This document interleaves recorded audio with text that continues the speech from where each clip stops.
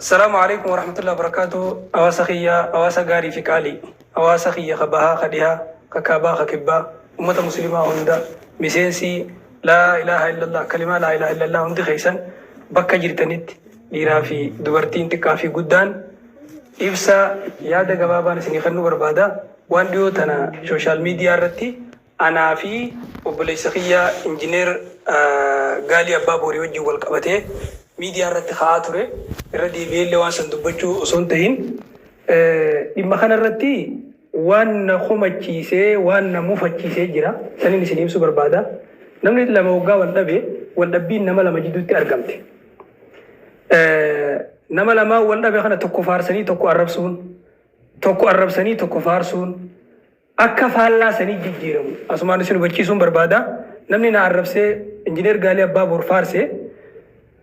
انجينير عرب سيتي أنا فارسي نمني مو أنا فارسي انجينير عرب سيس أنا عرب سيتي انجينير فارسي نمني إسا فارسي أنا عرب سيس كسمو فالا خناف يرو أما سعام جيرو تنا راقبني أما درس إبسا خنا خنو فدي منقودو ندورغا توري نمني نعرب سيتانيس خنا فارسي تانيس تقول أما بود إذني إذنين قدو akka miidiyaa irratti waan anaa fi obboleessa kiyyaa wajjin wal qabate kana yookaan anaa fi dhimma dhiyoo tana dubbatame sanii wajjin wal qabate irratti namni tokkolleen akka yaadan kennanne akkan dubbanne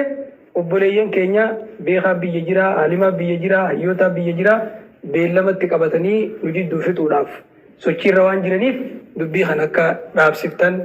akka dhaabdaniin kabajaa fi jaalalaan isin gaafadha. Amma dura nama na arrabse isinii isinii godhe. Amma dura nama na faarse isinii isinii godhe.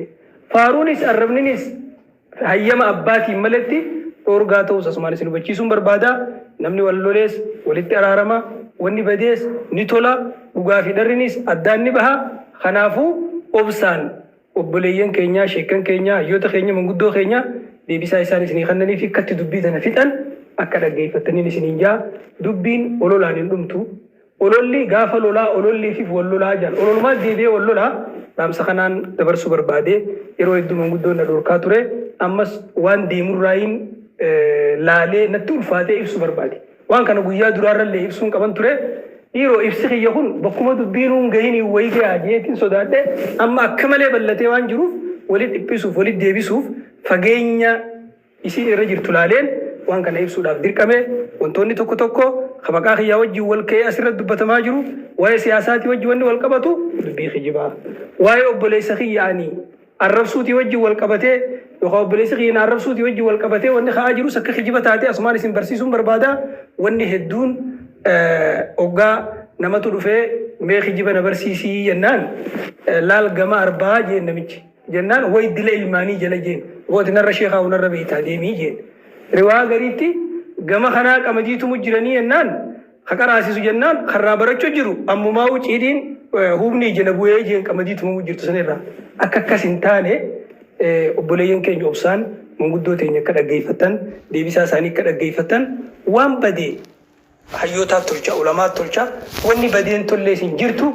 qadara rabbii jala deemtu wanni hundinuu amma kana sani akkasi dhuga kijiba akkas jechuu osoo hin ta'in ololli miidiyaa irratti naa fi obboleeyyan kiyya jidduu deemaa jiru haa dhaabbatu rabbi sodaadhaa dhaabaan isiniin jaa dhaamsa kanaan dabarfachuu barbaada galatoomaa. Assalaamu alaikum wa rahmatullahi wa barakaatuh.